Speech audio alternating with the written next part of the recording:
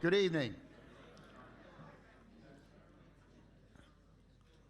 I am Bob Hauser, Executive Officer of the American Philosophical Society, and I welcome you to this evening's public lecture.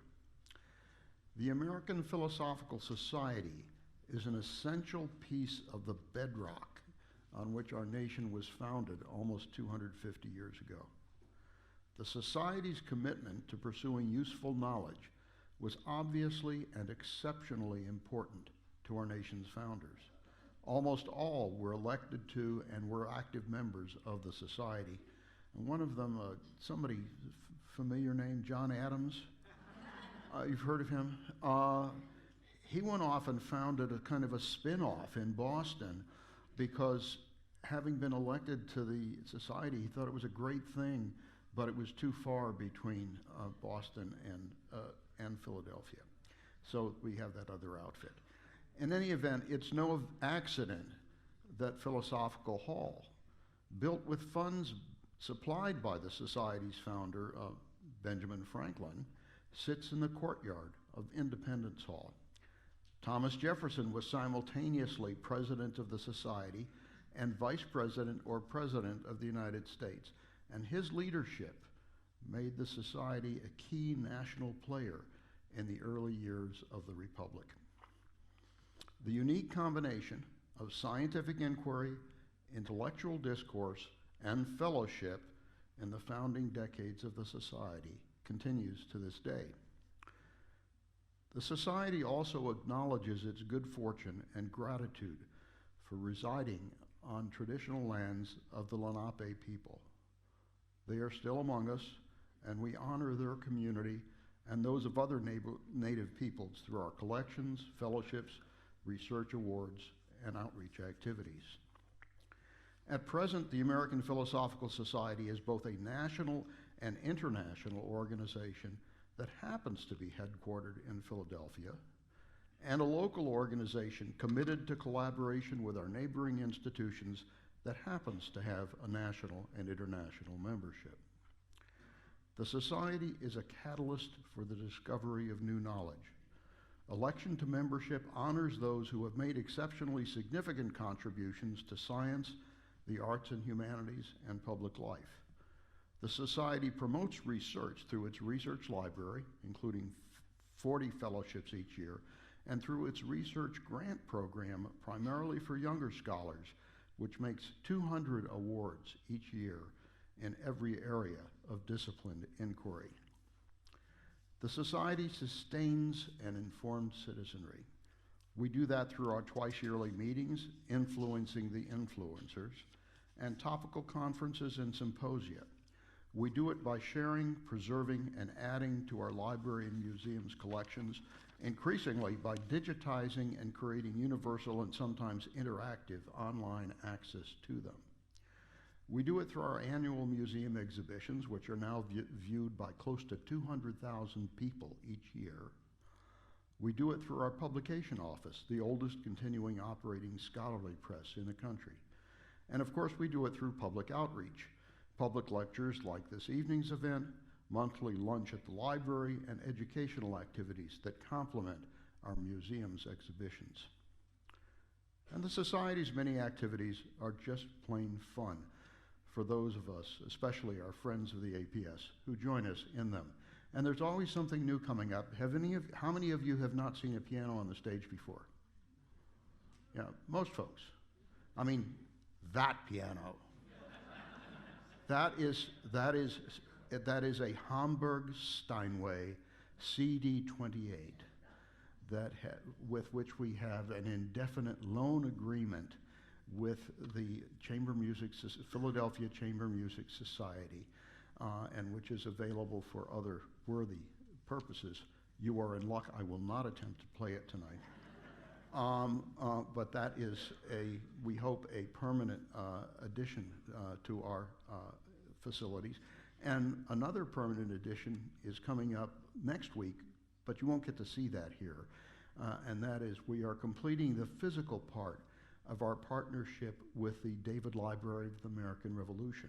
And so sometime next week, we will be carting in about 7,500 books and 9,000 reels of microfilm to add to the parts of the Saul Feinstone collection that we already have been holding for some years. So things are always new and interesting around here. It's now my pleasure to introduce Bruce Kuklick.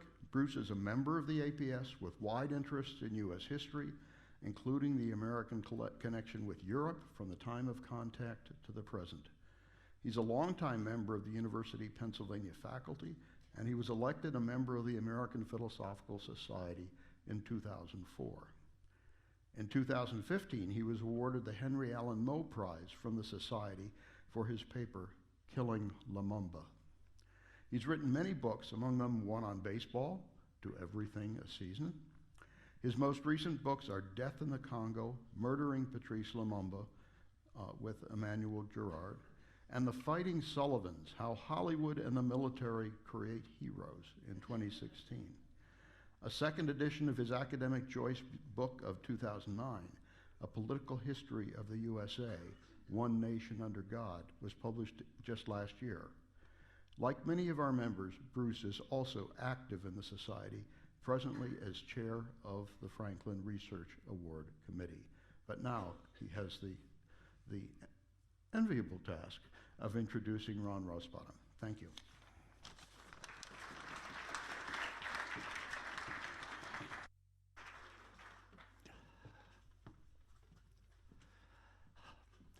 I'm going to begin by playing some Fats Domino on this piano. Just joking, just joking. The two most prominent leaders of the APS, Benjamin Franklin and Thomas Jefferson, had a long and positive relation with France. They lived there for substantial amounts of time, mainly in Paris. They liked its wine. They liked its food. They also enjoyed its women. But most of all, they appreciated French politics. The French connection with the colonies, the alliance, was instrumental in the Americans' defeat of the British in the Revolutionary War, and Franklin and Jefferson were crucial in sustaining and maintaining that alliance. And actually, Jefferson, for the first quarter of the 19th century, maintained a very positive appraisal of France. For most of the 17th, 18th, and into the 19th century, the French struggled with the British for primacy in Europe. And then, in the 19th century, the French struggle turned east as they battled with Germany for another 75 years for control of Europe. The last part of that struggle with the Germans, which began with World War I in 1914 and ended with the defeat of the Germans in 1945, I think it could be easily called the 30 Years' War.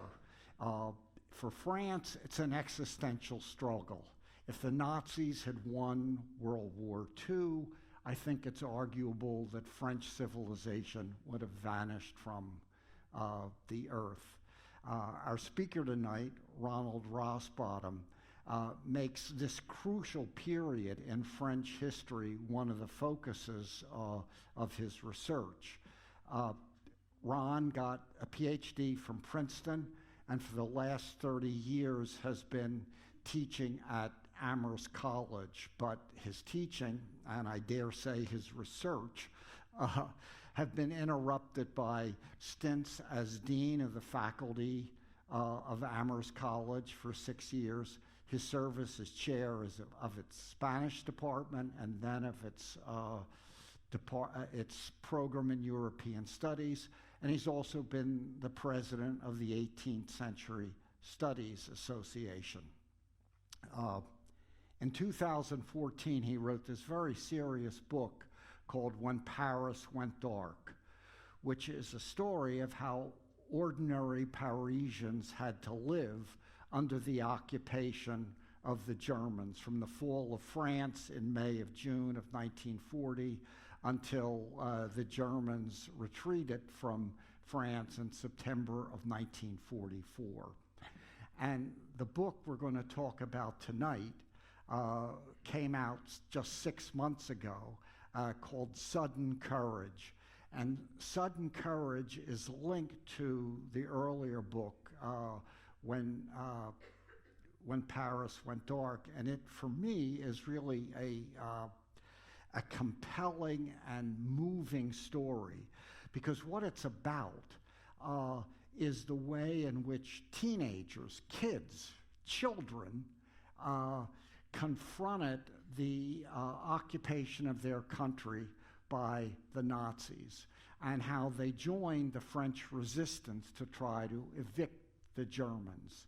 And what is amazing about the story that Rosbottom tells is that he takes people who are barely beyond pubescence and how they have to confront the world historical problems of the Nazi takeover of Europe, of how that will impact not only the lives of these kids, but also the lives of their parents and the geopolitics of the world when it's confronted with a metaphysical evil.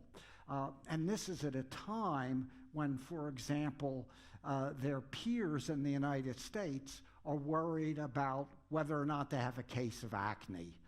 And I realized when I was preparing this introduction that I'm so taken by the topic of Ron's book that I would start giving you my own lecture on the book. And I think that's a very bad mistake. So what I want to do is to turn this evening over to the expert and author, Ron Rosbottom.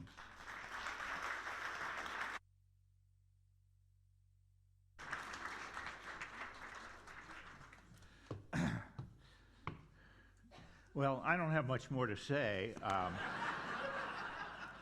We could go right to questions.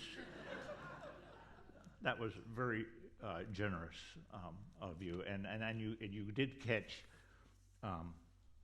what I caught, which was this fascinating story of youth at an incredible time of anxiety. How did I get on this subject? Well, as Bruce mentioned, I began as an 18th century scholar, French and English 18th century scholar, Enlightenment, and then I became an administrator, and then having to have that lobotomy meant that I couldn't do any research for about 15 years. And when I left administration, I asked myself, do I want to go back to 18th century, or why don't I write? I had developed a freshman seminar called Pariscape, which was a history of Paris the last 100 years. And I've been going to Paris for 50 years. I started when I was in utero, and and my wife and I met in France, and we love France, and now we go twice a year. And the whole time I was there, this was before I put together my course on the history of Paris, I would see something that many of you, and I will see if this works here. Oh. Many of you have seen, if you've been to Paris, these signs that are spread all over the city, recognizing the death of some young person during the four-day liberation of Paris in August 1944. And they usually give the age. This one says 19. I could give you a few more that will say 17, 18, 19, 20, 21. And I always ask myself, who this person was. Sometimes flowers will be put on the plaque at national holidays, and other times you won't see anything. So in the back of my mind, when I was a young man, about their age, passing them by, as far back as that, I was wondering, what was it like to be suddenly carrying a gun and being shot at by the Germans? And so I said, well, I'm going to look into what it was like to live in Paris during the war, and that was when Paris Went Dark, which is still in print. And And it got a lot of attention because everyone loves Paris, and a lot of people secretly love the Nazis. So if you can put Paris and Nazi into the title of the book, I couldn't get it into this one because this one takes all of France. But I wasn't going to do another one. That took a lot of work. I had to learn a lot of stuff I didn't know anything about. And I became so fascinated with and remarked how many young people went into the early resistance. There wasn't any organized resistance. It was for a few months, but basically it was dozens of groups and networks and associations and parties that sometimes worked together and sometimes didn't, that sometimes were violent and sometimes weren't violent. But these young people immediately, not many of them, in fact, there weren't many people so-called in the resistance in France. A lot of people who resisted, and that's the end of my book, talks about what is resistance in the end. But not many of them took, I'd say maybe 5 to 6 to 7% of the French really could be considered members of the resistance during the war. That is, people who put their lives literally on the line, or their friends' lives, or their parents' lives literally on the line, and themselves were executed or imprisoned. That doesn't mean that people were pro-German. Doesn't mean that at all. It means that most Frenchmen just wanted to keep their head down and get through this. Everyone thought for the first half of the war that the Germans were going to win, and the second half they didn't know who was going to be running France, whether it would be the communist or a more moderate government. So my studies confirmed that what happened to France between May 1940 and the end of World War II remains, despite the last 50 years of arduous and emotional debate, a contentious lesion within the body politic. It is barely scabbed, susceptible to misuse by those who seek to pit French against French. And for 20 years after the war, the debate was muted, and it wasn't until the 60s and 70s, and really the 70s, that historians began showing how complex this period was. And that's what that's why it interests me. They still establish museums. They renew museums. The occupation and the idea of collaboration they are still obsessed with. Books are published by the dozens every year on this subject. So it's something the French have never really resolved in their own intellectual history, psychological history, and that's why it continues to be interesting. So what I would like to do today is to tell you a little bit about, I'll read a couple of passages from the book, but give you a little bit of a context. So, okay, I did that button. That's not the button I want. I want this button. This gives you a brief idea. I know you are all highly educated people, but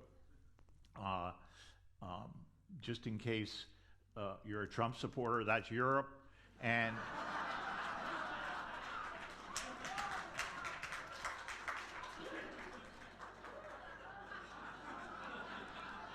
that was Europe in 1939. As you can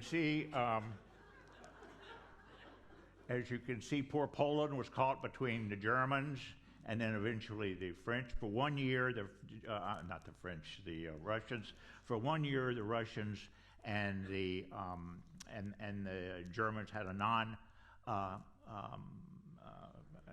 had a peace treaty, and that 1 year was a very interesting year. It was, and then it wasn't until Hitler, a year later in 1941, invaded and surprised Stalin by invading Russia. But he did. But this 1 year between 1939 and 1940, they split Poland in half. Germans turned this into a German province, and everybody thought that Germany had bitten off more than it could chew. that once they took Poland, they wouldn't do anything else, and then they had already annexed Austria, and they were moving in. They were annexing parts of the Sudetenland and Czechoslovakia, and the UK and the French, who were allies of Poland, didn't really go to Poland's help. They were just still praying that Germany was going to be stopped in some way. You've heard about that. Peace in our time. It was never peace. And suddenly, but the French had the biggest army, the most successfully mechanized army. They had more tanks, more airplanes, and some of them were better than the German tanks and airplanes. They had as many men in arms. They were ready, and they had built this. I'll show you a picture in a minute.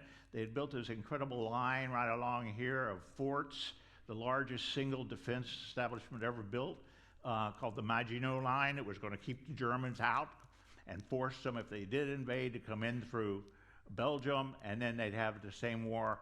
The French and the British would move up here into Belgium and defeat them here.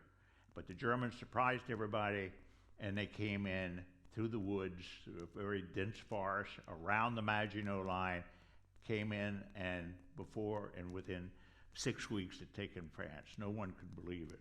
So let's show you a few of these. This was the, see, I gotta go back. Let's see, this goes back.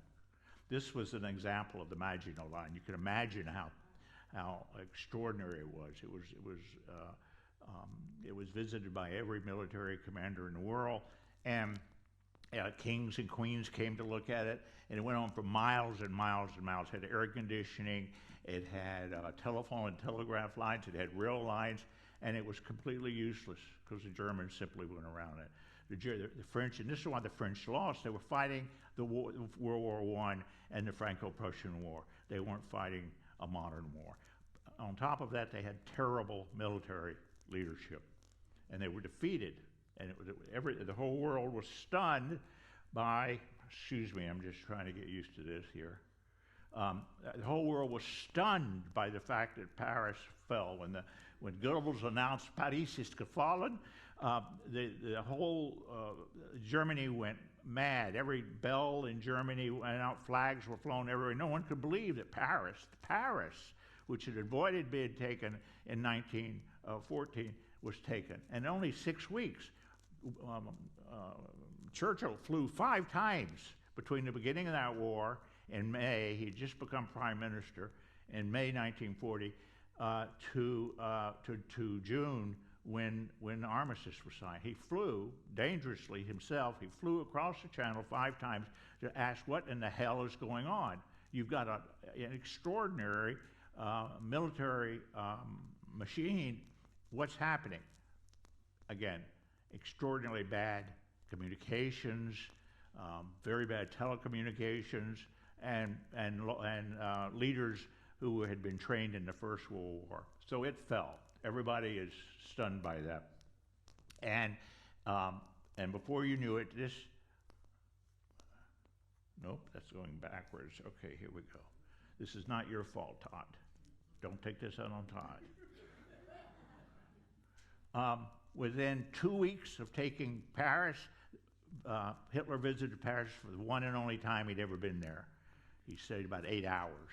So it was a fascinating story about what he did during there. But this picture, which is a very famous picture, you can see down here the photographer and the cameraman is even in the picture taking a shot of him. This film was shown all over the world. And everyone was, again, stunned that Adolf Hitler was standing before the best-known architectural structure in the world. And the French, if you can imagine how the world feels, imagine how the French feel. They'd been told by their leaders they had this extraordinary army. They were told that they could withstand, and that the British could help them. And the British did send over 250,000 soldiers, but they were all trapped in Dunkirk, you know that story, and saved at the last minute. And so this treaty was signed, which basically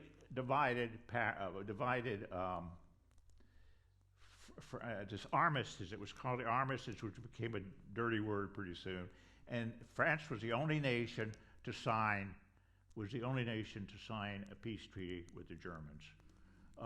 And the Vichy was the center of the new French state, the Free Zone, and it was run by the French. In principle, there were no Germans down there for 3 years, 2.5 years, and the Germans occupied all of this. As you can see, they took over Alsace and most of Lorraine and took it back.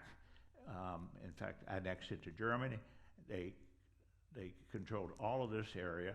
They did leave the Mediterranean Sea to the French, but they thought the sea was pretty well controlled by the Italians, so they didn't worry too much about that. And because of that, for 2 years, a lot of people escaped. Artists and Jews and others escaped from Marseille, got to Spain or North Africa, and came to America. Biggest mistake that Pétain made, he was the French general who became president of the new state, is in October of 40, just a few months. He met in Paris, near Paris, not far away from him, I should say in eastern France. He met with Hitler. This picture was shown everywhere. And this is the handshake that seen around the world. He's shaking hands with Hitler. Hitler did not salute him as he should have, so he was still a marshal in good standing, and Hitler was, of course, was not a marshal. Even though he was head of state, he should have saluted, but they shook hands. And this handshake immediately told a lot of Frenchmen that Pétain was not up to the job of taking on Hitler. Now I'm going to talk to you a little bit about young people. This young man, this is 1944. This boy had been dead 3 years since then. But he was known, he became a martyr, and this is what happened early in the war. Early in the war, the Germans would shoot hostages who were, whenever one of their soldiers was shot. And if an officer was shot, Hitler said, kill 50 hostages. And the Germans who were in command of Paris, who were running the French occupation, tried to talk him out of it. They said that you're just going to piss off all of the citizens, and you're going to make it more difficult for us to take care of this huge country, because France is very big. He insisted 50. He finally went down at one. Well, first he said 100, and then he finally went down to 50. And this is a story of a young boy named Guy Moquet. His name is misspelled here. It has a C, but the communist, he was a communist, and he didn't fight the Nazis. He fought the Vichy government, and he was arrested by the Vichy police, and suddenly he was put in jail, and what did I do here? Get rid of that. And suddenly he was shipped off to a camp, and there was an officer who was shot, very important officer who was shot, and the Germans were furious, and they offered, come on, Ron. I'm a humanist. I'm a humanist. Here we go. Okay. Oh, there we are. Okay, I go back. This one go back, right? Okay. They offered 200,000 francs to anyone who would give them information about who killed this lieutenant colonel. And everything would be considered the deepest secret is guaranteed. They were furious. Hitler was furious. So they had to kill 50 hostages. You may have seen part of this if you've watched the series Le Village Français. Makes reference to this. It's an incredible series, about 7 of the whole occupation, and it's streaming. I think it's on Netflix still. But the point is that they had to choose, and they asked the French to choose whom should we kill. Of course, the first ones they would shoot were communists or Jews. That was easy. Then came the Freemasons. But eventually they were going down to people who were doing things like passing out papers like he was. He didn't shoot anybody, do anything, pass out papers. And so they went to the they went to the prison camp, and everybody knew that 50 people had to be chosen. And so the last two chosen were two young boys, barely 17 years old. At 16, you were not an adult as far as the Germans were concerned. But at 17, you were. And they called out his name, Guy Moquet. And he said in a very, everybody remembers this, he said in a very loud voice, Présent. And immediately he's taken off with other, about, I think about 25, 26 other hostages. They're loaded in trucks. Everyone's crying, including the French police had tears in their eyes, and all the other prisoners are surrounding the trucks as they take them away, singing La Marseillaise and Vive la France, and they're shot. They're taken and shot 5 by 5. They have to stand in line and wait for the next 5 to be shot, and then the next 5 to be shot, and then the next 5 to be shot. And there are all kinds of eyewitnesses to say that some said he fainted before he was shot, others said that he was very brave, but the communists quickly adopted him, since he was a communist, as one of the early martyrs, and introduced into the mindset of all of France young resistance. Who are these young people who are dying for us, and when we're not doing anything? Was one of the existential questions that had to be asked. Let's see, which is this one's easier. And so, as a result, cartoons began to appear in underground newspapers and around the world of a young man who's just been shot against a pole in an execution yard, and it became one of the leitmotifs, the visual leitmotifs of the revolution, of the resistance. I've been in Philadelphia too long. This leitmotif of a slight young boy. By the way, for women, they were sent to Germany and beheaded. Very few women were shot. The Germans had this thing about not taking women too seriously. So Guy Moquet became so well known that after the war, they established there's a metro stop in his name. When Sarkozy was made president, he insisted that every school session, because he wanted to show that he was a patriotic Frenchman, in 2002, I think, that every class began with a reading of his last letter to his mother. A stamp was established of Guy Moquet in 2002, I think that says, and 2007. In 2007, so he was a hero and a symbol from 41 to 40 till 2007. This young man, but it was his youth that was symbolized as much as the young man. And let me just read you what a poet, a very well-known poet, Louis Aragon, wrote about this young man. He says, later Aragon dramatized the reaction of other prisoners when the young Moquet's name was called in his barracks.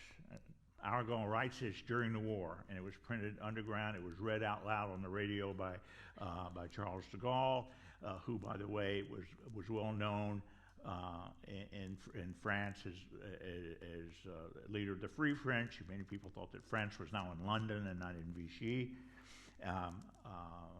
Roosevelt made mention of this young man. In Barrack 10, we learned from another witness, the SS lieutenant stood for a moment in the doorway, looked around with a sickly smile, and then quickly uttered a single name, Guy Moquet. And that name was like the blade of a guillotine on all our necks, like a bullet in all our hearts. Moquet, an overgrown, light-hearted boy of 17, was the most popular of all the prisoners. And several survivors remembered Guy's loud and firm présent when his name was called. And so even then, the myth began. It began during the war and would continue. This myth of innocent youth, nonviolent youth. There were a lot of violent youth, but nonviolent youth being killed. And the word got around. The word was spread. The letter he wrote to his mother was, these letters were sent by the Germans, but they were forbidden to be read to anyone at the family. But the families often would give the letters to be printed. And so I start with that story because then the rest of my stories are about other examples of young people for a variety of reasons. They're Jewish, so they have to. They're communists because they're outlawed. They are just young. Some of them were monarchists. Some of them were leftists. Some of them were rightists who did not want the Germans or the Vichy government, whom they considered to be, and who were simply acolytes of the Germans, taking away their freedom and their liberty. And so let me tell you about a couple of them. The first is this man. He's older here. He was born in he was about 16 when my story about him starts.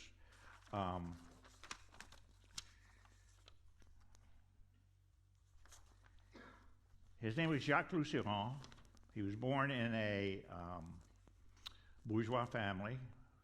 He was Gentile. They lived in the 7th and the 6th arrondissement. His family was very well established. They weren't wealthy, but they were fonctionnaires. And at the age of 8, he was messing around with some of his friends after school. The teacher had, and then running out of the schoolroom, one of his friends pushed him, and he fell with his glasses onto the edge of a table, and his left eye just popped out. And he was screaming, and they took him home. Ophthalmologist came. His parents were saying it's okay to have only one eye, and within a day, the second eye sympathetically went blind. So from the age of 8, this man, and he still is, remained until his death, blind, totally blind. His story is remarkable. And I spent a great deal of time talking about how he learned to live with his blindness, and he learned to see it as a blessing.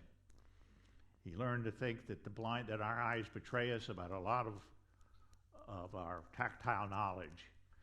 He became admired. He was admired by all his friends. His parents refused to send him to schools for blind. They made him go to schools with regular kids, enabled kids. They bought him a Braille typewriter. He learned Braille.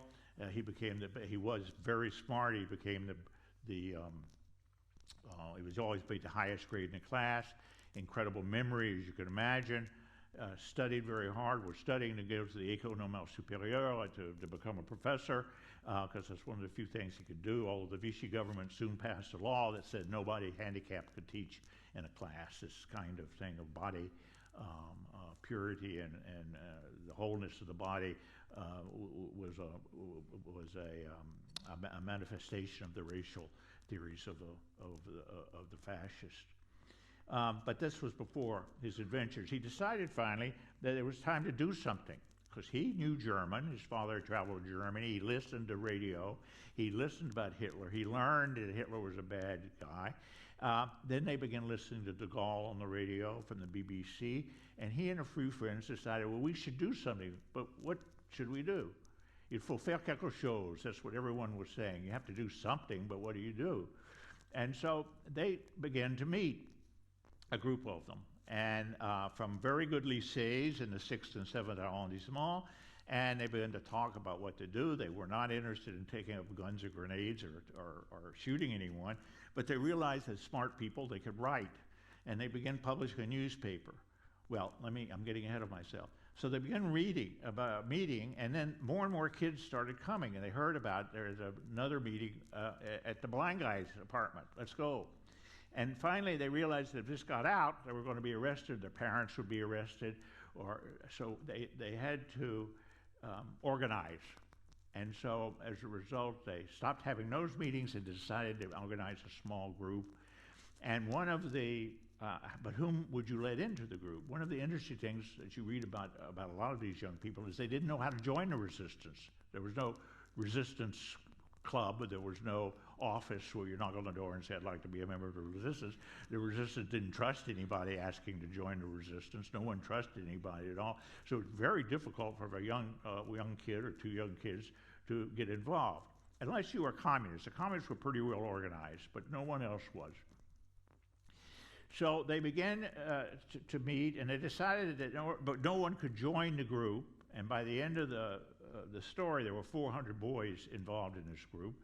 No one could join the group unless they had been interviewed by the blind guy. And they asked the blind guy if he would be their head of their organization and if he would interview. And he said, why me? Well, they trusted him. They trusted him. They've known him for years. They liked him. They knew how smart he was. And they knew, too, that he wanted to get out into the street and do something, too, but he couldn't because he was blind. And, well, it was a very smart move. And in the sense that his brilliance at interviewing was so successful that he did, in the end, build a group of 400 kids. And here's how it would work. I'll read this. Jacques, whose name was unknown to most of the later postulants, would answer a coded knock at his apartment's door.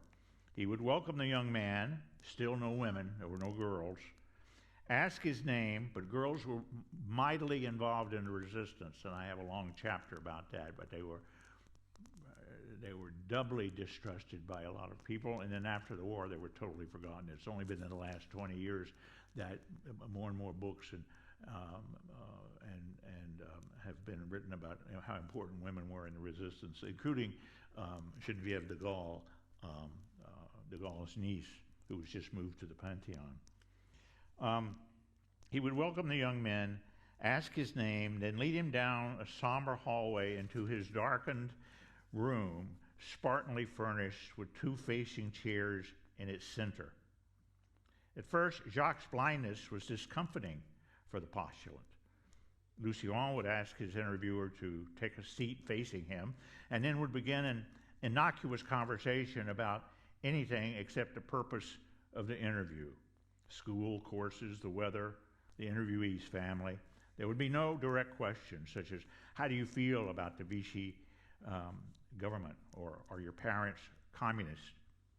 The stranger would be anxious to talk about joining the resistance group, to assure his interviewer of his discretion and commitment, but Jacques would patiently wait until he had a sense of his interlocutor's bodily movements, tone of voice, command of the moment. How did the visitor phrase his sentences? Was he nervous? If so, could he be made to relax? Did he shake his leg or rub his hands on his trousers? Was there the odor of sweat? None of these indicators immediately chilled an applicant's chances, but his ability to relax, to speak with unpretentious confidence, and to explain his own moral values would weigh heavily in the final decision. After this initial questioning, Jacques would pose a few less subtle questions about how the occupation might be affecting his candidate, how his family might respond to his becoming a member of a clandestine group. He might ask about the interviewee's friends or his favorite professors or the books he read. The young recruit would be led again through the long hall to the door, where as it slowly closed, he would be thanked for having come and admonished about letting anyone know about his meeting. The young would-be résistant, of course, would have hoped for a brevet of acceptance, but no commitment had been made, no future meeting set. So he would go back and would meet with his friends. They would talk to his central committee. They would talk about this boy and decide whether to accept him. Often he was known by someone else in the group. That's why he had shown up. This was his major responsibility, and he was brilliant at it. His ability to remember even the smallest detail was phenomenal. He carried hundreds of names, phone numbers, and addresses in his head, another advantage for those now obsessed with secrecy. His honesty, integrity, and his intelligence reassured the frequently nervous youngsters whom he led. And when he said no, no, it stood. Jacques would make only one mistake in these hundreds of interviews, but it would be a deadly one. And you'll have to buy the book to find out what happened. But you do know that he grew up. Now, one of the interesting things that the French did at first is create a category for food stamps called J3. You see up in the corner, J3 there. And I don't have, there would be A, A1, A2, B, B1, B2, 3, and they would be pregnant women, new mothers, babies, toddlers, working men, etc. But they didn't have anything for adolescents. They didn't think, when it was first published, when people were first talking about nourishment of the human body, that period when the body is growing the fastest it will ever grow, was for some reason not considered important to have its own designation. And so right after the war started and it became obvious that teenagers ate a lot of food, they created this thing called J3. So I have a chapter on these J3s. These are kids roughly, well, let's just call them teenagers, 13 to 18, the J3 kids, I think. I forget the exact ages, but they're somewhere in there. And the J3s were sometimes really too young to even pass out newspapers. Jacques-Lucy Ronald's group passed out thousands of newspapers on metros, in front of churches, on the streets. They'd put them down on cafe chairs. They'd even give them to Germans. They were very successful. They later became members of a larger group. But the younger ones didn't know what to do, but they knew they had to do something. They knew other people were doing. The big boys were doing things. Maybe they had heard that their father was doing something at his work, or he was leaving at night every night. And so they were always, there's this whole group that was on the fringes of the young resistance. Brave, interested, curious kids, and some of them were forced to do things, especially the Jewish kids, because they were young. You had young Jewish, 13, 14-year-old Jewish kids taking care of 7, 8, and 9, 10-year-old Jewish kids, for instance, when they were separated from their parents. So I talk about, this happens to be a Jewish girl, a card for a Jewish girl because it had Juive put on it, but J3 was not a racial designation. It was a scientific designation. And so I have a chapter on the J3s. These were often kids who were just beginning in the Scouts, or who had been scouts in the Scouts and who'd been, whoops, what did I do there? Okay, Todd, what do I do here? I go back to that and just hit on that. Okay, good. Thank you, Todd. These are kids being trained to hunt. The Scouts provided a lot of training for future résistants. Don't forget the Germans were doing the same. The Vichy were doing the same thing. They were organizing their own scout troops, their own the fascination of organizing youth had exploded after World War II because so many youth, World War I, so many youth had been killed, and they estimate 1 million babies were not born from 1914 to 1940 because of the deaths that occurred during World War I. And so there's a fascination with organizing youth and getting youth to become closer to the community as a whole, closer to the nation as a whole. So the Vichy were very well organized too, but sometimes those that they organized would cross over to the other side. So forget this guy for a minute. One of these young men, 13 years old, a man named Ruffin, Raymond Ruffin, wrote an incredible memoir about what it was like to be a young 13, 14-year-old boy running around the streets.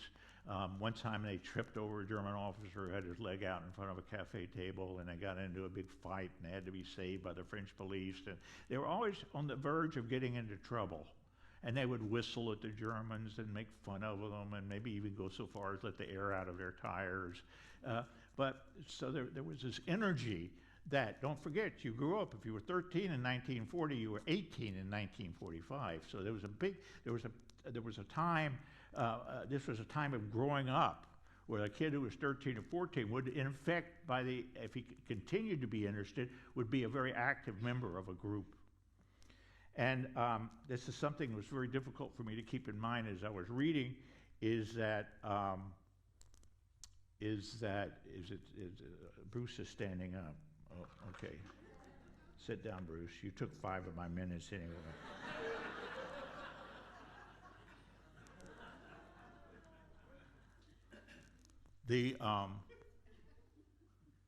What was I talking about? This is a little.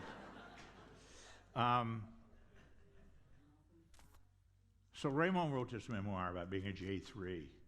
And one of the most interesting passages I'll read here is about how there were 5 of them, and 5 kids that hung out together. They were all the same age, and one was a girl, and her name was Jackie. And they ran wild through the streets, and they played jokes on the Germans and stuff, but they weren't a real problem. And then one day, Jackie doesn't show up with the group, and Raymond's friend, she says, "Where's Jackie?" Well, Jackie was arrested. What do you mean arrested? Well, she's Jewish.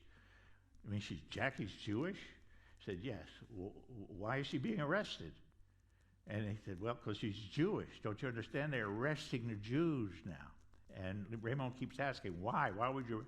But the point was that they wanted to go find Jackie. They wanted to say, where was she arrested? They heard they were arrested and were going to be taken to a warehouse. So the 4 boys run and find out that the Jews are being taken in a French bus, Parisian bus, to a warehouse. And they watch as they are loaded from the bus to a truck to take them to Drancy, which was a well-known camp outside of Paris, where a transition camp where Jews were taken before they were shipped off to Auschwitz. And so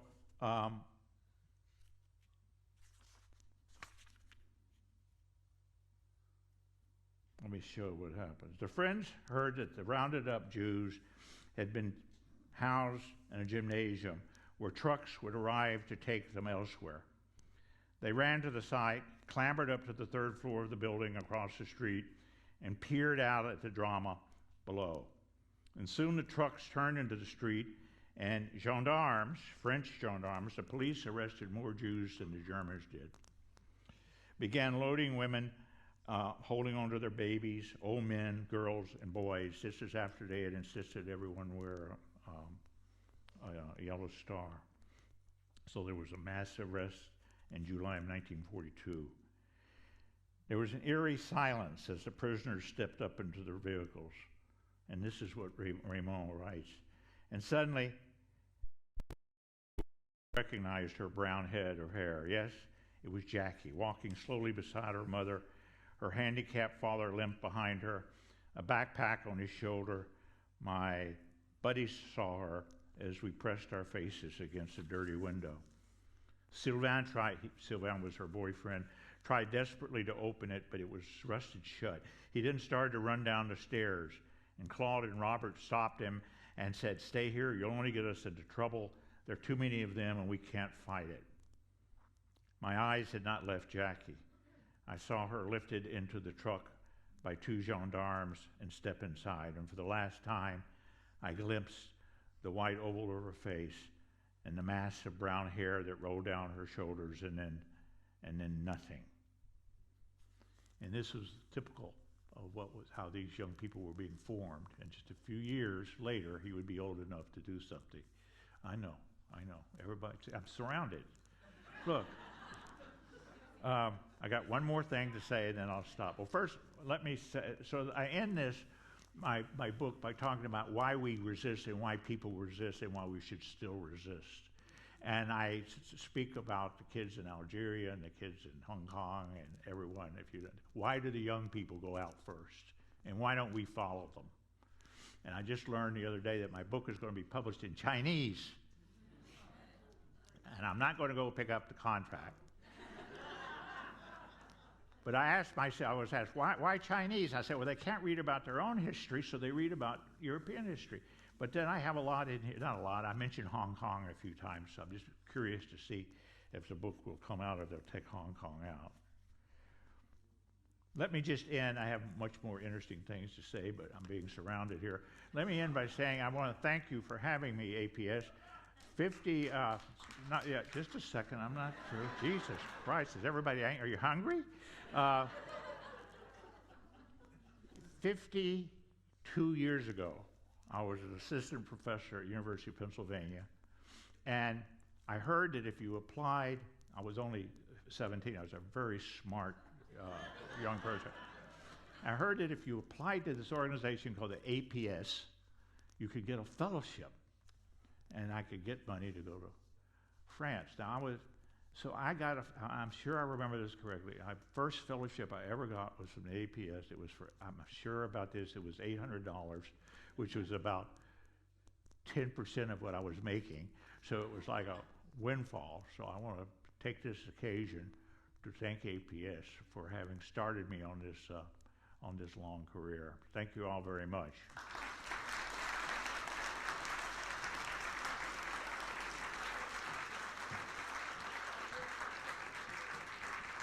Oh. You're going to stay here. The reason I interrupted, or tried to, I didn't succeed. Neither I nor the APS could succeed. But I've seen this crowd in action before, and I know a lot of you will have questions. I certainly do. And I think with the help of a couple of people with microphones, if you'd like to ask Ron questions for 10 minutes or so, you should certainly feel that you can do so. And keep them short, because I can talk longer if you keep them short. Right here. Hi, thanks for your talk. It was really Who's going to call on them? Well, I have the microphone now, so. I just was hoping that you could just speak for a minute of the role of wait a minute. Somebody's talking. I'm sorry. There. Okay, sorry. Yeah, stand up. Stand up, yeah. Not that much taller.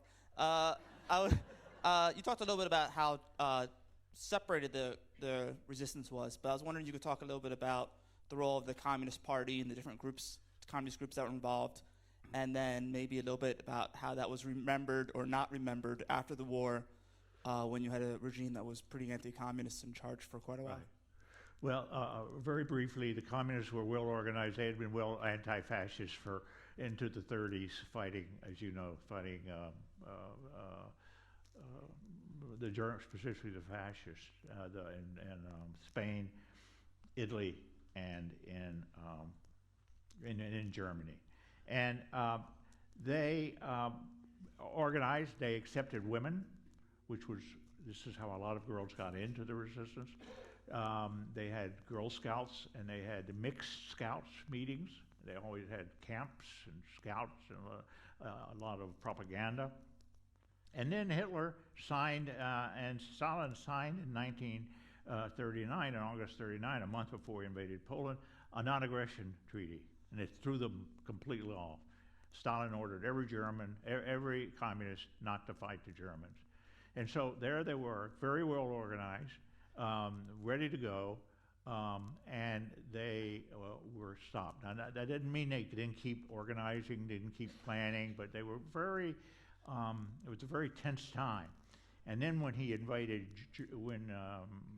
Russia a year later, they were let go. They knew how to organize small groups. They knew how to keep secrets. They knew how to, they had a great sense of solidarity.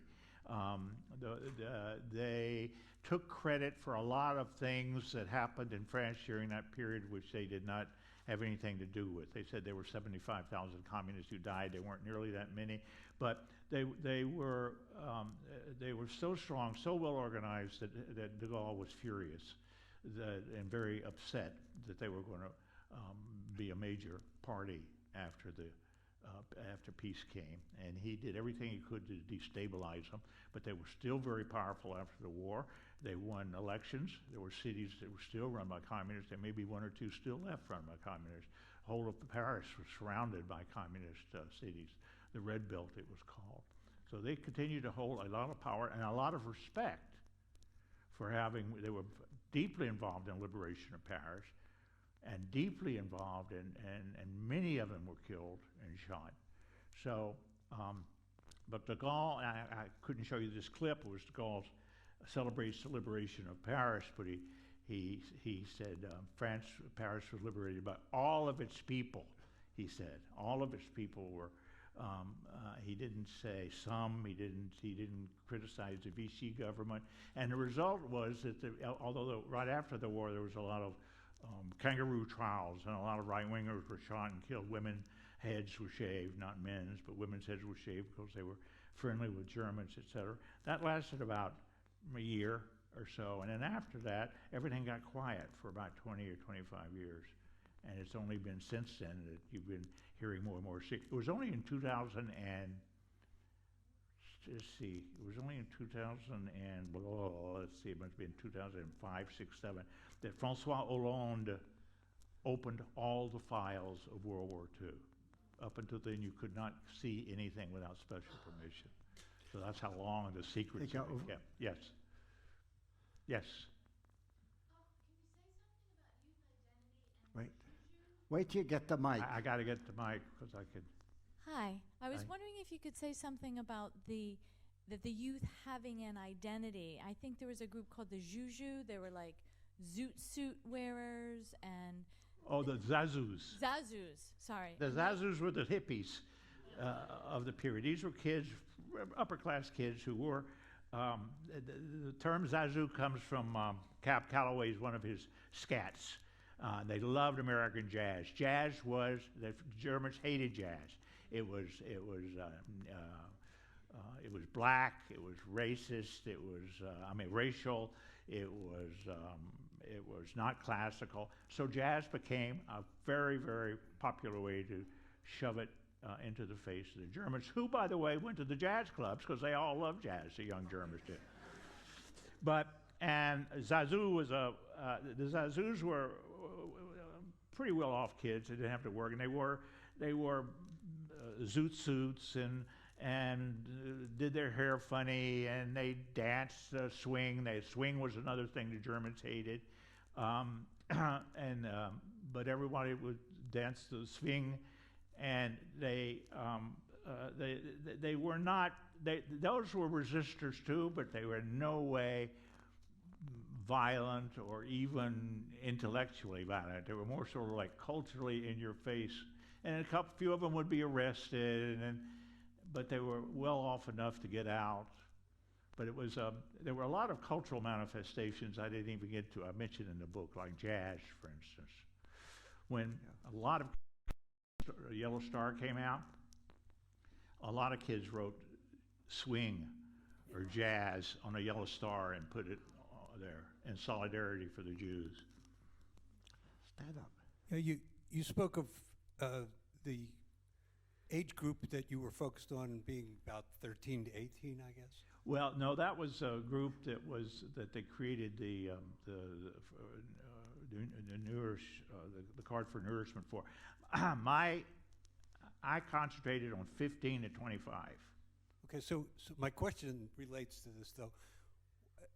There must have been some interaction at some point during the 40 to 44 period where these kids were aging to an age where they could be in the army. How did that all? Well, where they could be what? In the army. I mean, no, there was no army. The French were not allowed to have an army. Yeah. Oh, that's the other thing. 2 million Frenchmen were still kept prisoners by the Germans as blackmail to keep the French quiet. So there are a lot of the 18 to 25-year-old youngsters in France were still in prison camps, 1.5 million at the end of the war. So no, but they could be drafted for work in Germany, and a law was passed in the 42, I think. A law was passed that said if you were between 18 and 25, you had to sign up the draft to go work in Germany. be well fed and everything, but everyone knew when you worked for Germany, you'd die because the Allies were bombing everything and everything. So rather than be caught in the draft, they went into the resistance, and they went into the woods, and they organized and were called the maquis, because the maquis was a plant that grew in the Mediterranean, and they hid in the woods. So there was a draft. That's quite an important point, but a draft, but not for fighting. Yes. I have a question about the parents of these kids. Wait. Did you know anything about the parents? I wonder whether the parents felt that the parents felt that they should be doing this, that the Nazis were terrible and they should be doing this, and their background and their upbringing was such that the parents knew and agreed and went along with it, or did not. Yeah, they did. Well, you're not going to be surprised by my answer. What would you do? You would either say, you better not go join any group. You can't go out. You're grounded. You're not going to get out of here. You'll be arrested. Worse, I may be arrested because they'll find a mimeograph in your bedroom, or they'll find something. Or, I'm a communist. I was born and raised a communist, and I want you to go out and show these people. You have my permission. You can go, but don't go alone. Have a friend to go with you. It was all over the map. And there were sad stories. There's one book written by, there's a book I've read. It's called, it's about a family of 6, and 3 of the children were, Charles Kaiser is his name. The Cost of Courage is the name of the book. And the 3 children were in the resistance, and the older son and the 2 parents weren't, and the 3 children survived, and the older son and the parents were arrested and executed. So it could go any way. They go back. Often these kids were living 2 clandestine lives, hiding things from their parents and their friends, and then being in a clandestine organization. Hi. What did the resistance realistically think they could accomplish? Did they just want to be an irritant to the occupiers? Did they want to be a true behind-the-scenes group preparing for an invasion like you see in the World War II movies? What was their realistic goal? Well, it's hard to answer that globally. What I can say is their effect on the Germans, had there not been a resistance, not much would have changed. They didn't have much of an effect except in propaganda and keeping the French thinking, with the help of de Gaulle, thinking that there was hope. In fact, many Frenchmen did not like the resistance, because if you shot a German in the neighborhood, they'd go in and arrest everybody in the neighborhood. And if you happen to be a Jew or a Freemason or a communist or something, you could be arrested too. Or they'd bomb a train or something and mess up the whole railroad for people didn't like having the resistance near them. A lot of them didn't help. A lot of people helped them, hid them, and everything. But Eisenhower was supposed to have said, it said in his memoirs that they were equal to 3 or 4 battalions after they were probably at their most useful at D-Day, when they had been asked to blow up as many railheads as possible around the D-Day beaches. And that was probably their most useful. They were useful in getting information back to London about what was going on. But in terms of armed struggle, they were always on the defensive, and they weren't very useful, except through this idea of resisting. You don't give up. Don't make it easier for the Germans. I have to call this meeting to an end. I want to thank you all for coming. I certainly want to thank Ron. And I can bet you that you can bend his ear for another 5 hours if you want to. Thank you all. Okay, thank you. Thank you so much.